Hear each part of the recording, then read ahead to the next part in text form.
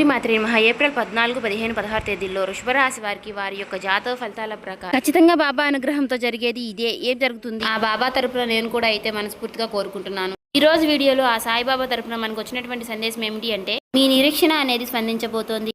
ఈ సందేశాన్ని ఎక్కడ కూడా స్కిప్ చేయకుండా చివరి వరకు చూడండి. రేపటి రోజున మీ జీవితంలో కనీ విరిగని ఆనందాన్ని మీరు పొందబోతున్నారని బాబా గారు ఈ రోజు ఒక చక్కటి సందేశం ద్వారా మన ముందుకైతే వచ్చారండి. మరి ఆ బాబా గారి యొక్క సందేశాన్ని పూర్తిగా వినండి. ఎక్కడా కూడా స్కిప్ చేయకుండా చివరి వరకు చూస్తేనే మేమేం చెప్తున్నామో మీకు పూర్తిగా అర్థమవుతుంది.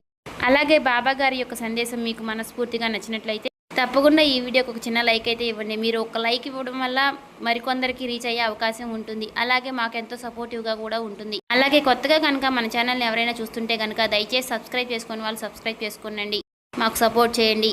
ఈ వీడియో కనుక మీకు నచ్చినట్లయితే ఓం శ్రీ సాయిరామ్ అని కామెంట్ చేయండి. అలాగే మరికొందరు మందికి సాయి భక్తులకి ఈ వీడియో షేర్ చేయండి. బాబా సందేశాన్ని మాత్రం మీరు తొందరపడి నెట్టివేయకండి. ఎందుకంటే ఈ రోజున మీకు ఎంతో మంచి శుభవార్తని మీ ముందుకు తీసుకువచ్చాను. ఇన్నాళ్ళ నుంచి మీకు ఏవైతే ప్రతిఫలం దక్కలేదో అది ఈ రోజున మీ చేతికి దొక్కబోతుంది. మీ నిరీక్షణ ఈ రోజు ఫలించబోతుంది. ఈ బాబా మాటను మీరు పూర్తిగా వింటారు కదా. అశ్రద్ధ చూపించకుండా ఒక్కసారి ఈ వీడియోని తరిమి తీరా ఆలకించి మీ మనసును ప్రశాంతంగా ఉంచుకునేందుకు ప్రయత్నం అయితే చేయండి.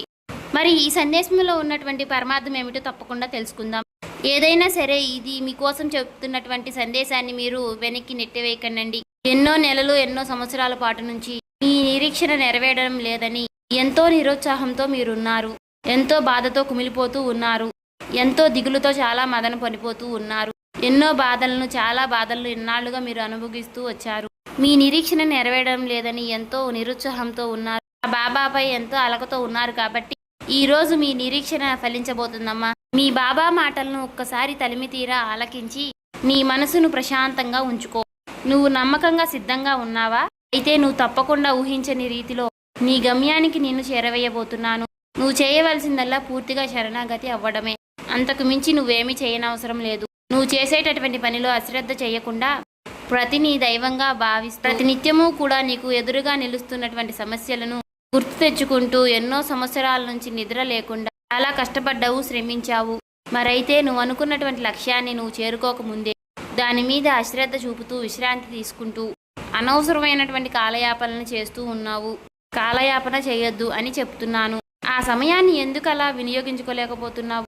మరలా నువ్వే తిరిగి బాధపడాల్సి వస్తుంది. అది కూడా ఎందుకో తెలుసా?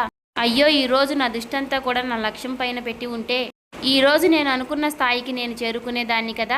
ఈ రోజు నన్ను అందరూ ఏలెత్తి చూపించే అవకాశం వారికి ఇచ్చి ఉండేవాణ్ణి కాదు కదా అని అనుకుంటూ మరలా నువ్వే దుఃఖించాల్సి వస్తుంది. కాబట్టి అందుకనే ముందుగానే చెప్తున్నాను, ఉన్నటువంటి సమయాన్ని నువ్వు ముందుగానే సద్వినియోగం చేసుకో.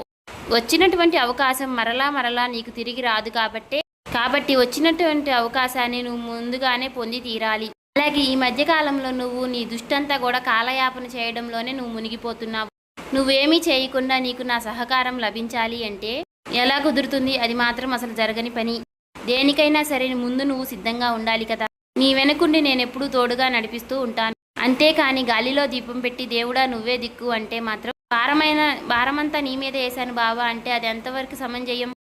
నువ్వు ఒక్కసారి ఆలోచించు. నువ్వు అడిగింది న్యాయవంతమైనదా? అలాగే నువ్వు అడిగినది నీ కుటుంబానికి మంచి చేసేది, ఎవరికి ఏ హాని చేయకుండా అంత గొప్ప లక్ష్యం ఇది.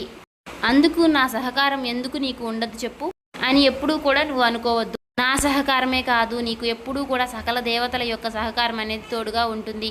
నీకు నేను చెప్పాలనుకుంటుంది ఒకటే, సమయాన్ని వృధాగా గడిపేస్తూ ఉన్నావు. నీ ఆలోచనలన్నీ కూడా తప్పుగా వ్యతిరేకంగా ఉంటున్నాయి. కానీ తప్పుగా అంటే నువ్వేమి తప్పుడు పనులు చేస్తున్నావని అర్థం కాదు. నువ్వు అనుకున్నటువంటి ఆలోచనలపై ఎప్పుడూ కూడా మధ్యలోనే తప్పుడు వ్యతిరేక ఆలోచనలతో ఆ పనులు ముగించేసేందుకు నువ్వు ప్రయత్నిస్తూ ఉన్నావు. ఒక్కసారి గుర్తు చేసుకో, నువ్వు అనుకుంటున్నది ఎప్పటికైనా విజయం సాధిస్తావు అనే లక్ష్యం నీలో ఉందా?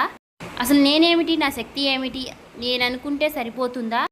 అది జరగాలి అంటే మాటలా ఏం చేస్తాంలే ఇంత తక్కువ ఆదాయంతో, నేను ఇంకా ఎంత కష్టపడాలి, దాని వలన నాకు నా శరీరానికి కష్టమే తప్ప శ్రమే తప్ప ఇక అందులో మాత్రం నాకు ఎలాంటి లాభము కనిపించడం లేదే. ఇలా అంటూ ప్రతికూలమైనటువంటి ఆలోచనలతో సతమతం అవుతూ దాని గురించి నువ్వు పూర్తిగా మర్చిపోయావు. ఒకటైతే గుర్తుపెట్టుకో భక్త, ఏది అనుకోగానే చేయలేవు. నీ కలలన్నీ నీవు నిజం చేసుకోవాలి అంటే గనుక ఎంతో శ్రమించవలసినటువంటి టైం వస్తుంది. కాబట్టి ఇంతకాలం శ్రమించావు, ఎన్నో సమయాలను నిరీక్షించావు. ఇప్పుడేమో సమయాన్ని అంతా వృధా చేస్తూ ఉన్నావు. అదే విధంగా నీకు దేని యందు మంచి జరుగుతుందో, దేని వలన నీకు నష్టం జరుగుతుందో ఈ సాయికి తెలీదా చెప్పు? నేను అనుకున్నదే సాధించాలి, నేను అనుకున్నటువంటి ఎక్కువ ఆదాయాన్ని సాధించాలి, ఎక్కువ ఆదాయాన్ని పొందాలి అని మాత్రం నువ్వెప్పుడూ ప్రయత్నించవద్దు. ఆ విధంగా ఎప్పుడూ నువ్వు ఆశలనేవి కూడా పెట్టుకోవద్దు. నీకు తెలుసా, మధ్యలో ఏదైనా సరే అద్భుతం జరిగి అదృష్ట దేవత వర్ణిస్తుందేమో. తక్కువ ఆదాయం అని నువ్వు దేనినైతే తక్కువగా తీసిపడేశావో అదే రేపటి రోజున నీకు మంచి గమ్యాన్ని దారి చూపించే విధంగా మారబోతుంది అనేమో నీకు తెలియదు కదా. చిన్న ఆదాయమే నీకు రేపటి రోజున బంగారు భవిష్యత్తుని ఇచ్చేందుకు నీకు సహకారంగా ఉంటుంది. నువ్వు నిరాశకు మరలా దానిపైన ఒక్కసారి దృష్టి నిలిచి చూపు. నన్ను నమ్మి దేనియందు అయితే అశ్రద్ధ చూపి దేనినైతే వద్దు అని అనుకుంటున్నావు దాని యందు ఒక్కసారి సమయాన్ని కేటాయించు. నీకు ఆమోదమైనటువంటి తెలివితేటలను ఆలోచించే విధానాన్ని చాలా చురుకుతనం ఎక్కువగా ఉంది. ఏదైనా కానీ సాధించేటటువంటి ఆత్మధైర్యం, ఏదైనా సరే నువ్వు ఆలోచిస్తే ఎలాగైతే నేను చెప్తున్నాను నీకు కూడా మంచి విజయం అందబోతోంది. గొప్ప విజయాన్ని పొందబోతున్నావు. దానిలో నీకు కలిగే అదృష్టాన్ని చూసి నువ్వే నమ్మలేనంతగా అంత ఆనందాన్ని ఖచ్చితంగా నువ్వు పొందబోతున్నావు. అందుకే నీకు ఈరోజు సహకారంగా ఈ సాయాన్ని చేతిని నీకు తప్పకుండా అందివ్వబోతున్నారని సాయిబాబా పెట్టుకో. నీ నిరీక్షణతో ఈ నిరీక్షణ ఫలించే విధంగా చేయబోతున్నారు. నా అనుగ్రహం తోడవగానే నువ్వు తప్పకుండా అనుభూతిని పొందుకుంటావు. ధైర్యంగా అడుగు ముందుకు వెయ్యి. అందులో నీకు ఎంతో ఉన్నతమైనటువంటి స్థితి కలగబోతోంది. నీకు నేను మాట ఇస్తున్నాను, ఈ సాయిని నువ్వు తప్పకుండా నమ్మి తీరాలి.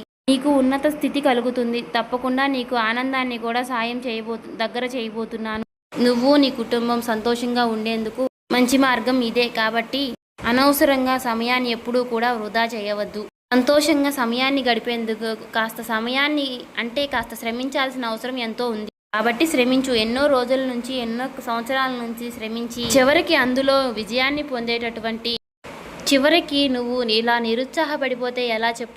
కాబట్టి అడుగులు ముందుకు వెయ్యి. ఈ సాయి అనుగ్రహం నిన్నెప్పుడు సదా ముందుకు నడిపిస్తూనే ఉంటుంది.